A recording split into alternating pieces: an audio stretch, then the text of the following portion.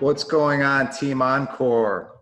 Got an exciting guest here on our podcast, Rick Sessinghaus. He's been coaching for over 27 years. He holds a Doctor of Applied Sports Psychology. He's a PGA member and authored the book, Golf, The Ultimate Mind Game. He's a swing and mental coach for PGA Champion Collin Morikawa since Colin was 8 years old. Rick is the mental performance consultant for the UCLA men's golf team. Presents to businesses on the principles of flow to optimally perform under pressure, which we all need to know how to do. Rick, how you doing? I'm wonderful, Steve. Thanks for having me on. Yeah, no, exciting to be to have you on as a guest, and certainly with the recent success of Colin, I'm sure you're a desired guest out there. So we appreciate Team Encore, our guests, the golfers in the audience here, certainly appreciate your time. So let's kind of rewind the clock to you being a young professional. How did you go down this path of sports psychology, the game of golf? What kind of led you to where you are today? Yeah, so quick background. I played a ton of other sports as a kid. Played football a little bit in high school, played tennis, baseball, basketball, all of that. And then I was introduced to golf around 12 and a half, 13, and just became obsessed with it when I was like 16. And I just couldn't get enough of it because it was one of those, and we've all done it, where we go, this is easy. You play other sports, the ball's not even moving, for crying out loud. And then I found out quickly that it was quite challenging, and that's, I think, what just caught me, like, oh, I got to master this thing, right? So fast forward, I was an average junior golfer, and then I walked on at Cal State Northridge, a Division I team here in the Los Angeles area. I played, I was fortunate enough to make the team and play, average D1 player. But I started seeing some things like, gosh, I thought I was play better, or I thought everybody tells me my swing's really good, and yet I wasn't getting the results, right? You're starting to shoot 73 and 74 going, I thought I should be able to shoot 68, right? And so I think that was kind of my first of like, there might be a different reason of why I'm not performing where I want to go. And then when I tried to play professionally, that was short-lived. But it really started with the mental side when I started teaching golf. I was a member of the PGA and taught traditional golf instruction, your swing and your putting and all that stuff. And I loved that. But I started working with some good players, and again, seeing a disconnect. On the range, they look like world beaters. And then they get on the golf course and they're shooting 76. I go, this doesn't make any sense to me. So that's when I really started to get obsessed with the mental side of the game, read everything I could on it. One of my mentors was Dr. Patrick Cohn, who's a great sports psychologist in the Orlando area. I went through his program, went back to school, went to get my master's, a doctorate in applied sports psychology.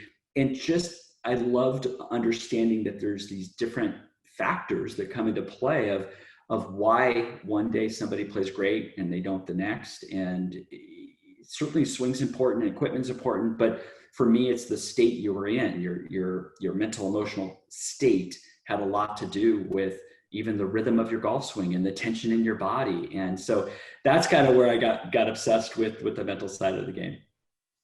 Well, I think you were kind of early onto a trend that we're seeing become ever more important on tour.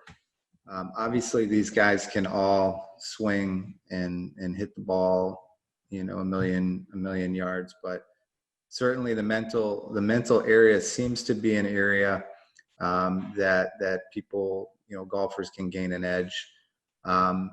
Is there a risk that, our listeners can get too mental, get too kind of caught up in their heads? I know anecdotally, when I was playing in college, I read Bob Rotella's book, Golf is Not a Game of Perfect, and it seemed to coincide with a period where my golf game went downhill.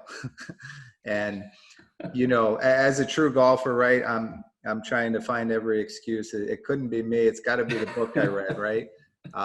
But, in all seriousness, how do you, as a coach and teacher, kind of find that fine balance of, identifying a player that really needs that mental help, and maybe a player that's just better when they're out of their, out of their head, so to speak? Well, yeah, no, I think it's a great question. I think we have to define, though, what the mental game is, though, because I believe the mental game should be trained all the time. Now, somebody may say, well, wait a second, we want to be out of our head. I go, I get that, but maybe mental training is to be out of your head, okay? And how do you deal with the thoughts and the feelings that are coming up, right? So whenever I have a first interaction with a student or a client, I ask 3 basic questions. First is the mental game of golf important? Everybody says yes. Second, do you currently train the mental game? Pretty much everybody says no. And then we get into, well, if it's important, there's a disconnect. Why aren't we training it? And because the third question is really the key area, is in order to train something, you have to define it. So your definition of the mental game may be different than mine, different than Colin's, and that's fine, by the way. But we have to have a baseline of where we're starting from. You take a golf lesson, you want the ball to go solid off the face, somewhat reasonable direction of what you wanted, and fairly far. There's a cause and effect. You can see that in a golf lesson. Mentally, though, people have a disconnect of what it really is. So the third question is, what is the mental game? And I get all kinds of answers. And they're all correct, by the way. But in order to train something, we have to define it. So basically, my definition is to be able to train a state, mentally emotional state, that we are focused, we're confident, we're calm, okay? The opposite of that is I'm distracted, I have doubt, and I have tension. To me, those could lead to different physical results, okay? So I'm trying to give somebody the opportunity from a foundational standpoint to be focused, confident, and calm, which now will hopefully make it easier for their swing to come through, okay? But if I'm distracted and I have doubt and I have fear and I have tension, good luck with that, right? So that's how I look at it from a big picture standpoint. Anytime I've heard Tiger or any of the great golfers, Rory, they get asked about, do you have the first tee jitters? And, most of them say yes, they do have that nervous feeling, and they found a way to turn that into a positive and to kind of shape it, with respect to it giving them energy, it meaning that they really care about their game and their performance. And if they didn't feel that nerves, those first tee nerves, they should probably kind of retire. How can the average golfer, or even a fairly good golfer, who's listening, how can they channel that nervous energy to be productive? Sure. The question, I always, as a coach, I'm always asking questions. I'm not telling somebody they have to do it a certain way. So my first question for people listening would be, is being nervous good or bad for golf? Well, some people are going to say it's bad, Rick. When I'm nervous, I play bad and I get jittery. And then I have other players who would be kind of the elite players who would say nerves is good. That means it's important to me. That means that I can't wait to go out there. So when nervousness is in our body, it can be, the meaning of it can be 2 different ways. Nervous could lead to anxiety and fear. Oh crap, I don't want to play poorly today. People are watching. I don't want to embarrass myself. Oh, please let me just get off the first tee and get the ball airborne, right? So nervous to them signals fear and anxiety. And there's other people that nervous is a excitement, an opportunity. I can't wait to play. This is going to be a cool day. I think today I'm going to shoot 68 or something like that. So how we interpret the signal is where it starts. So I want the listeners to say, I'm nervous. Oh, cool. That means I'm excited and this is important. Let's go. And if we change what the meaning of it is, we change completely how it's going to be interpreted. And that's the first step. Now, we can get into breathing patterns and visualization and self-talk and other tools, but it really starts with how are you defining what's about to happen? And if we can define it in a way that's even neutral, like, oh, it's just a round of golf, fine. Right. Then there's no good or bad, right? It's just I'm neutral. But we want to be very careful of how we define the situation, because it happens a lot when people play in their first member guest tournament, or the first time they play a really nice score course, or then they play in college, or whatever that next step is. They define it in a way that could be harmful. It could be, oh, I don't want to screw this up, while other people are, man, I can't wait for this opportunity. And so how we look at it is going to be important. In your experience, how long does it take for a student who comes to you with that kind of mindset that fear is bad? They buy into your teaching, your system. Is that a process that can transform, or that you see them transform in a few weeks, a few months, years? Or... Sure. No, it's a very good question. And it's just like, if I have a swing error with my takeaway, how long is that going to take to change, right? There's repetitions involved. There's things that we have to focus on. But mindset stuff can shift like that, because I've worked with players who I'll ask, hey, has there ever been a time you've been on the first tee, you've been excited to play? And they go, well, of course. I go, great. You already know how to do this. So sometimes I remind people of things they already know how to do. Right. But there are things that bubble up, like limiting beliefs and am I good enough? And that might take a little longer, certainly. But I have to get back to them of what can they focus on in the present moment. I know it's very cliche to say one shot at a time, but there's truth to that.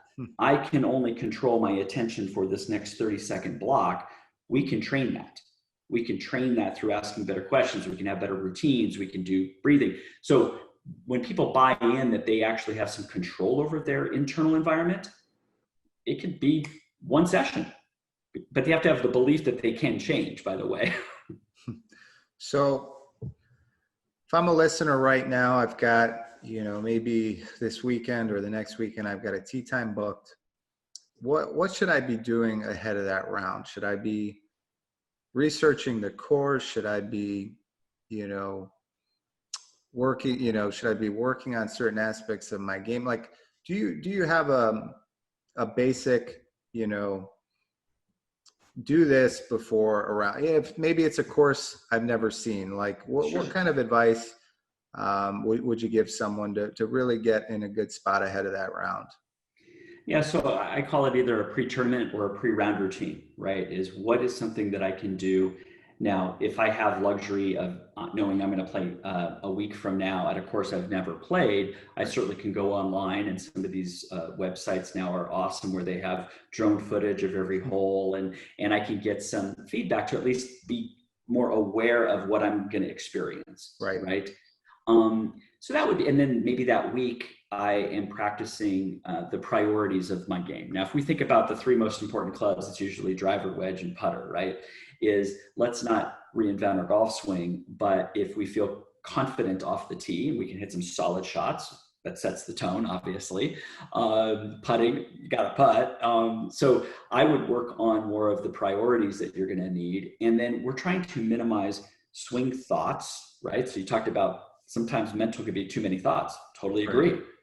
So could we have a swing feel or one swing thought like balance or smooth or something that we know we can do that we can now take to that round of golf? And then I get into, and everybody's different on this next question, is what is your goal for that round? Now, most people say, well, what do you mean goal? I said, you tell me. Why are you teeing it up that day? What do you want to accomplish in that round? Sometimes it's very score oriented. I work with a lot of really good players. They would say, hey, I want to shoot 72 or below. I go, great. What's the strategy to do that? What's our thinking patterns need to be? What's our goal for that? And they go, what do you mean? You go, well, I get back to process goals. So one of my goals, I was just on a call with a very, very good college player. We got back to his number one goal today as he goes, tees it up, is commitment to a golf shot. That's his only goal out there. He knows committing is going to lead to better shots, which is going to lead to a better score. But if you want to tell me you want to shoot 72, great. That's a great goal. But sometimes the goal could be attitude-wise. Hey, I just want to have a smile on my face this whole round. For a lot of people, that's tough. We get frustrated. We slam clubs. So I want people to have an intention before they tee it up. What do I want this round to be about? What's in my control? So I know that that's still vague, but I want people to really ask those questions so they can set the tone for it. And there's certain things we could talk about, sleeping patterns and what we eat the morning of, and stretching. And not everybody has an hour to stretch and hour to go to the range. I get that in this day and age, but certainly doing a few stretches, hitting a few balls on the range with balance and tempo, and then having a good mindset of, hey, this is cool that I get to play golf today, and be grateful for that opportunity is what I would tell them. What advice could you give kind of mid-round? Maybe, we've all had those rounds where, you have a bad shot, you have a bad string of holes. Is there kind of a reset button or piece of advice you could give us golfers and listeners to kind of get us off that track, maybe faster than, if we just kept doing the same things? Sure. Yeah. So I talk a lot and coach a lot about post-shot routines, and not many people have heard of that. They talk, pre-shot routine. Yeah, Rick, I know what a pre-shot routine is, but to me, a post-shot routine is a great way to manage our emotions, to reset or reboot ourselves for the next shot. I unfortunately, when I played competitive golf, I had a hot temper. I get frustrated very easily. That frustration would lead then to another bad shot, which now we get on the bogey train, right? So I have to now use a post-shot routine to process a shot in such a way to where I can at least leave that shot in a neutral state, okay? And this is all about learning, okay? It's not about being critical. It used to be I hit a bad shot, I'd just say, you stinker, I can't believe how bad you are, da-da-da, and then I'd be down to self-critical. Now I look at it and go, that ball went left, I wonder why it went left. It doesn't mean you're gonna fix it, by the way, but I'm having you just process it in such a way where you can learn it. So sometimes I make a mistake because it's a mental mistake, not a physical mistake. I was never committed in the first place. I had fear of don't go in the water, and I had that. And there's other times it's a physical error. So for the listeners out there, do you honestly know your pattern of shot? Do you know why the ball goes where it goes? Not a lot of people do. So they're confused, and then that creates, so a post-shot routine is a way to reset after the fact. And then the other answer to your question would be, we can reset our goals. So a lot of my competitive, we do 6 3-hole matches on the scorecard. So if I lose the first match, the first 3 holes, then I have another 3 holes to go for. And so we are playing games in our head, okay? But we need to be able to refocus for the next shot, which is in and of itself a key mental game skill.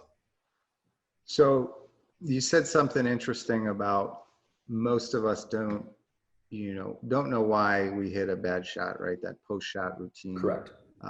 Or assessment that you talked about. I was listening to an interview Jordan Spieth did after his first round at the US Open, which you were at a few weeks back.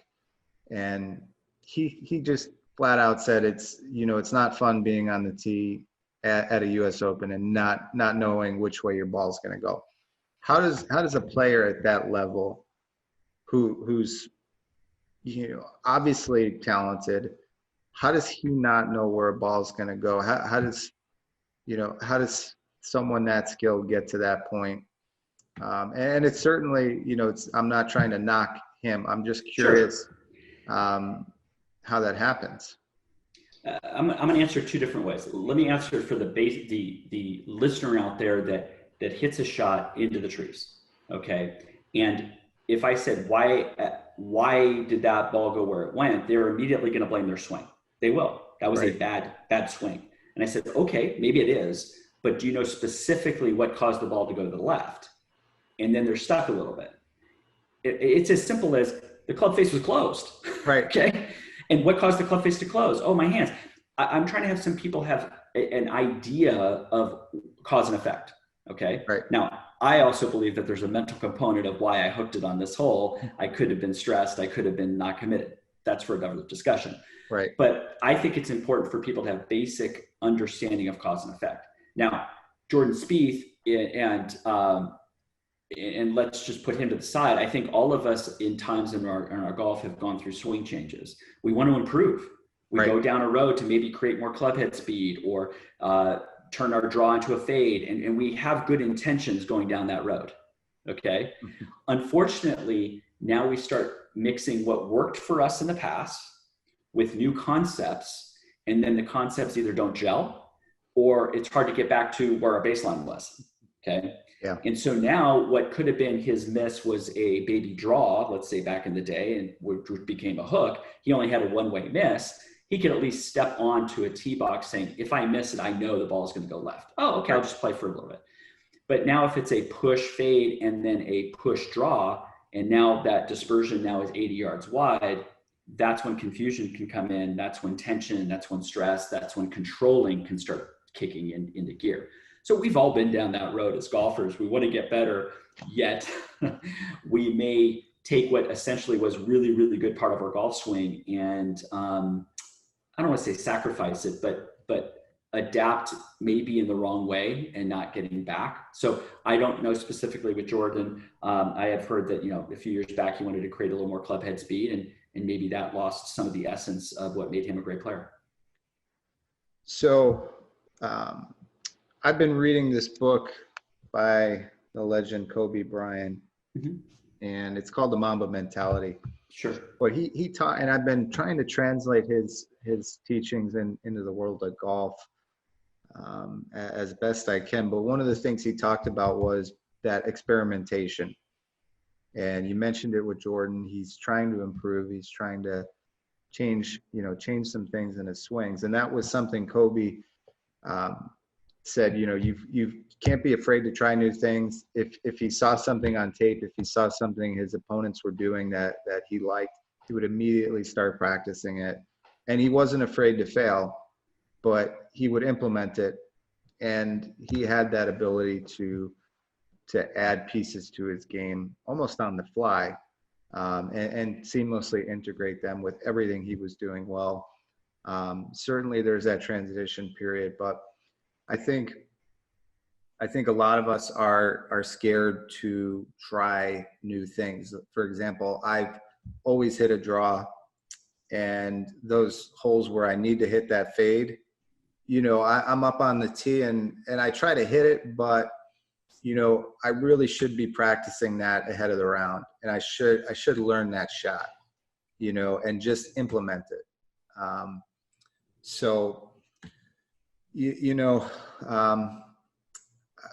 How do you coach someone who feels like they might need to make a change, but maybe they're scared to do it?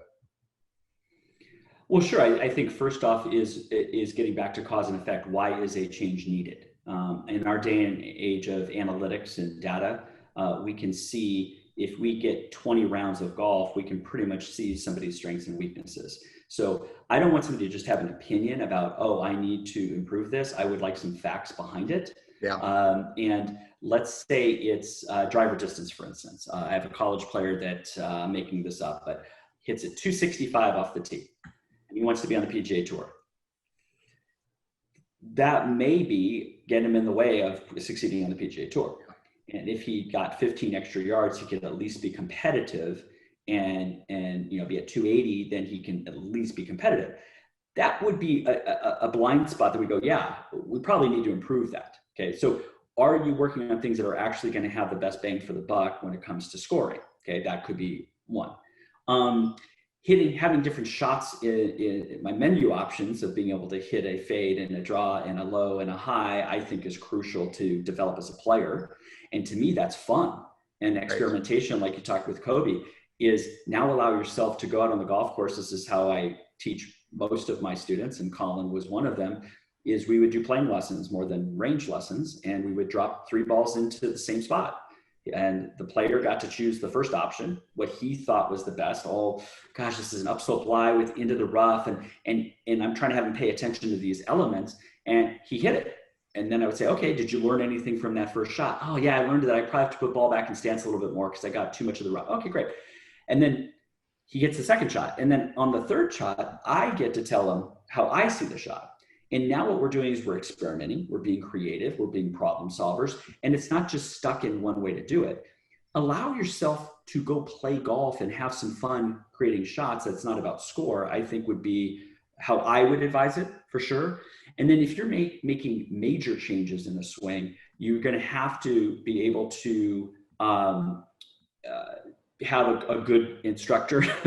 I know a lot with what happened with Bryson DeChambeau is, Chris Como, along with that team, they had a very clear path of where they wanted to go. And Chris Como has said in interviews that they always had breadcrumbs, though, is that if something didn't work, they would get back to what worked.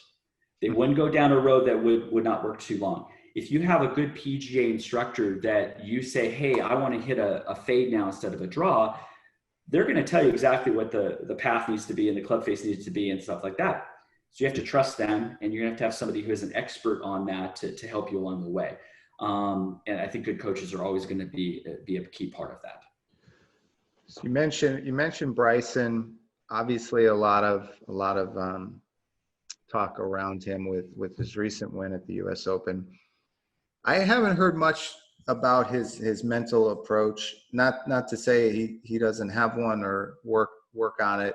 Obviously, a lot of the media is focused on the distance, on his weight training. Is there an element to his mental game that you think is there's something we can learn from, or is it more just his focus on the analytics and his kind of preparing his swing, so to speak? And I'm sorry, I got distracted there for a second, is when we look at Bryson, I think has covered everything really, really well. I don't know personally who his mental game coach is. I do know he has somebody on the team that helps him with that. I think if you look at Bryson overall, he's going to make sure that he's looking under every single rock, right? And so I don't know specifically what he's done, but he certainly creates great strategy. He has a game plan going in. I think he has probably gotten better with his emotional regulation. There's been a few times in the past that he may have not managed his emotions quite as well. So I think he probably looks at that just like he does the other stuff. I don't want to speak out of turn, but I think he was working on some breathing patterns, is what can help him do that. So a player at that, he's looking at everything, but I don't know the specifics of what he's working on. So whether it's Bryson or Colin, the two most recent major winners, are you seeing their rise on the tour influence up and coming students, younger players? Are they asking you about them and trying? Are you seeing kind of some new trends emerge because of their prominence? Yeah, and I think it's exciting because the trends might be looked upon as different and opposite, right? So Bryson chasing distance and doing it what right now looks like in a very successful way, he is definitely going to influence a junior golfer who wants to hit it as far as possible. And hitting it further, you bet it's going to help you. And then on the other side with Colin, being his coach for so long, and I'm talking about creativity and shot making and proximity to the hole and strategy and mental mindset, I think people go, he's not a long hitter. He's tour average, and he's won 3 times in 30 starts. That's pretty damn good. Maybe I don't have to chase distance. Maybe if I tightened up my approach shots and maybe if I enjoyed what I was doing more and had a smile on my face and stuff like that could edit. So I think what's great about golf is that there are many, many ways to play successful golf. No question about it. And we have these different paths and going down. So I think they're great conversations for us to now have. But there's been trends. Whoever's winning, there's a new trend. So I don't want to get caught up too much in what Bryson is doing. I think what he's done is unbelievable. And he's going to win many more tournaments. There's no question about it. But Colin's going to win many more tournaments. There's going to be other players that are different there. And I think that's as golfers, own what you do really well. And that's going to, I think, be a part of it too. Was there something about Colin that stood out to you? I know you've been working with him, from a young age, that maybe listeners that we could learn from in terms of, how he approached the game or, went about certain things. Yeah, I think when I worked, I mean, I started with when he was 8 years old, and I saw this already mature kid who had a great love of the game and passion and a smile on his face every time we went to a golf lesson. And I think the other thing that's key is his ability, and we call it a growth mindset now. Back then we didn't have that word, but always wanting to learn, always wanting to get better and not being critical about it. So like I mentioned, we would always do the 3-ball drill on the course. He was always learning. It wasn't about, oh, I can't believe I hit that bad. It's like, oh, I wonder why I went left. Let me make this adjustment. And it was always constant learning and feedback on that he was open to. Some people, they say they're open to it, but they really are not. And he had a true joy for the game. A passion for the game, a love of the game, which as a coach, you want to be around that. It's infectious. The other part is he never made any excuses. So if he played poorly, it wasn't, oh, because the greens were bumpy or it was windy or it was my playing partner. There was no excuses. He took ownership for his game.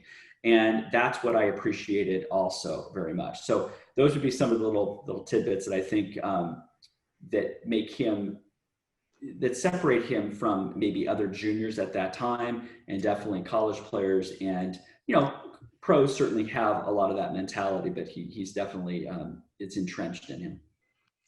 That's great. Well, I've got my latest golf digest here. I know you've been doing some work with the fine folks there. There's an article in here about Reggie Bush, talking about his golf game, and he's playing out of San Diego. He made a comment in there that stood out to me about how when his drives are straight and long, he feels confident. And he specifically said off the course too. And I know there's many schools of thought on, you know, should you let your golf game any given day dictate how you feel off the course? You know, I know it, you know, if I play well, I definitely have more of a confident, you know, post-round feel and, you know, joy. And then you have folks like Russell Wilson, who talks about this concept of neutral thinking and how, yeah, if he's up in a game, he's not going to get high on himself, just as if he's down in a game. You know, he's not going to let that affect him. Just kind of keep that steady state baseline way of thinking. So just kind of playing off those two schools of thought, not that they necessarily conflict each other, but what can you say about that? Let me talk about the neutral stuff first, which is more where I would gravitate towards, and I may not use the word neutral. I may find a emotional state that somebody resonates with when they're at their best. So for instance, mine is engaged. When I'm engaged in a situation, I'm at my best. Right.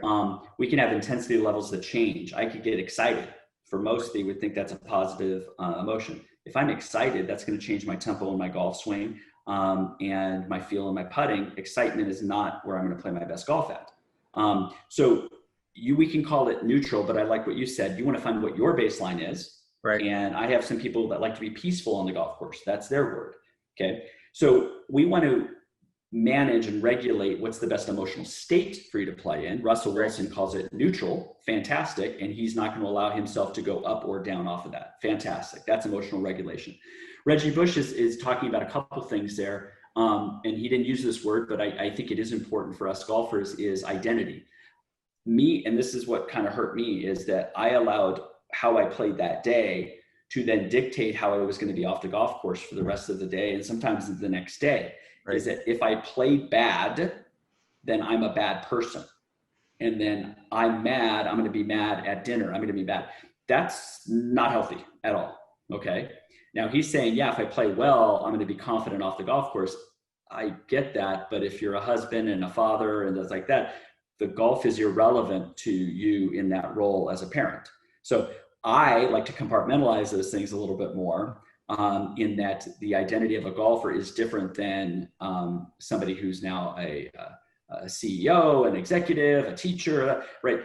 We don't want to blend those too much. But one other thing about confidence, though, we haven't talked about is certainly you hit a great drive, you're going to feel confident. But I bet when he was playing professional football, it wasn't always about that last rush. And let's say he got stuck on the line, is now all of a sudden he's not confident? Of course Right. not. So there's other things that give us confidence, like preparation and practice and self-talk and visualization, all these things. But because golf is something new to him, he's using the great drive as his only reference point for confidence. So I know maybe that's not the question you were asking, but that's kind of how I perceived it. Yeah, that's exactly right. And I think I wish I personally had more of that school of thought in college. And I think you're at an age where you're influenced by your peers. Maybe golf takes more for those that have played competitively. We might put too much pressure on ourselves because it's kind of all we know. And you're in a group team setting, so you're constantly comparing yourself to your teammates, to your to the schools you're competing against. But yeah, when you get out of that environment, you realize, right, it's not the be all end all. There's a new day. And just as you can be on fire one day, right, the next round, you just might not have it. And that's golf, right? I mean, I think we kind of chatted about it briefly in terms of Colin's performance at the US Open. And, he went from winning the PGA Championship to maybe not having his best round, right? And he's obviously at a mental level where he can move beyond that. And it's, it is, the sport's amazing, right? You look at Dustin Johnson, right? He went on that tear and then you put some money on him in DraftKings, right? And he doesn't even make the cut. And you're saying, how can that be? He just obliterated the field, and that's golf, right? It's yes. And there's a lot of variables. I mean, there's variables of, different golf courses and different weather and different sleeping patterns. And let's say for the average player out there, you get a text from your boss that wants you to do something and you want to enjoy golf. Now you're thinking about that. There's so many things that could interfere with our performance. And as a coach, especially on the mental side, we're trying to have strategies and tools to be able to manage those things. Okay. And week to week, things change. These guys are traveling all over the country and over the world, and the different grasses that they're playing off of. And I mean, the variables become pretty much unlimited. I mean, there's tons of them. So we're trying to, as the best we can, back to the kind of the Russell Wilson neutral thinking. He wants to be neutral, whether he's in the first game of the year or if he's in the Super Bowl with the game-winning drive, because he can at least have some level of control, right? And that's challenging. There's a lot of things that are out of our control, and how are you going to react to those? So I'm thinking about Tom Brady. I'm thinking about Josh Allen. These quarterbacks, particularly with Brady, when he's down, you kind of see that look in his eyes and that temperament that, it doesn't matter that he's got to march down the field and score. He finds a way to do it time in and time again. And I noticed last week the Dolphins took the lead over the Bills, and I kind of thought I saw Josh Allen kind of perk up on the side, like he was ready to go. He wasn't scared about being down or needing to make the plays. And what would you say to golfers? Maybe they're coming down the stretch. They've got a good round going. We've all been there, right? And you have a buddy who's announces on the 18th tee that he's about to shoot his best round, and he blows up, right? Like, how do you kind of manage that Sunday or just that final stretch of holes and kind of maintain the good round, or, kind of perform under that pressure, whether it's, needing to win your club championship or your friendly match with your buddies? Sure. So I'll tell you a quick story. In the final round at the PGA Championship, I was fortunate enough to walk the entire round out just outside the ropes and see Colin every shot. And he has mentioned this in some of his interviews, as they asked him, so do you look at the leaderboard? And he said, oh yeah. He goes, yeah, I was walking down number 12. And I looked up and I noticed that I was tied with 6 other players at 10 under par. So then the next thing is what separates him from other players is like, well, you looked at that and what do you think? And he goes, well, I'm tied for the lead. Somebody's got to win. Might as well be me. Okay. Now somebody else, and again, I've posed this question to some of my other good juniors or college players. If you're in the same situation, what would you have thought? They would go, oh my gosh, I had crapped in my pants. Oh my gosh, I don't want to mess this up. And people are, oh, I'm sure somebody else is going to play really. I'm like, wow. So the same leaderboard can be interpreted 2, 3, 4 different ways. And Colin just chose to pick something that empowered him to move forward. The elite of the elite are looking at any situation as a way to motivate them and challenge themselves and embrace the challenge. Doesn't mean they always win, by the way, and that's okay too. And is that it's okay to fail, but right. We're so fearful of the failure that we don't allow ourselves to take on the challenge with the same focus and confidence. Right. So everybody has their own little comfort zone of what gets them a little uncomfortable. So we have to now say, hey, it's good that I'm uncomfortable. That means I'm going to another level. Let's embrace that. Let's try this. So again, a lot of it's about attitude and how you perceive things. But I would say embrace it and see what happens. And if it doesn't work, great, let's learn. Right. Oh, okay, I got a little nervous. Maybe next time I'll try that breathing pattern that Rick talked about. And next time you'll be more prepared for it. So right. That's, I think, part of the attitude. So last question. I know Bubba Watson a few months ago suggested that certain players can cost you a shot and a half, 2 strokes, playing with them. We hear golf is an individual sport. You can't be focused on your playing partners or worried about if they're going to hit a putt or make it, because ultimately it has no impact on your game. I'm reading, as I mentioned, the Kobe book, and the way he studies players, granted it's a different sport, it's a different dynamic, but he knows their styles. He knows, I feel like if he was a golfer, he would know his playing partners better than they did, and he would somehow find an advantage in that. Can you maybe speak to that whole dynamic of how, how to play with certain players, whether or not it should impact you or shouldn't? So, I mean, I can easily say the word it shouldn't bother you, but it does, right? So whether it's a pace of play, so somebody's a slower or faster player, somebody is talkative or quiet, somebody is a temper tantrum or something, or, there's many personality types out there, right? And then if we already know going into it what types could interfere with your performance, we would have strategies with that. So something that was brought up a little bit at the US Open is Bryson DeChambeau is known as a slower player. Matthew Wolff is a faster player. Okay. The slower player most likely will always win. Okay.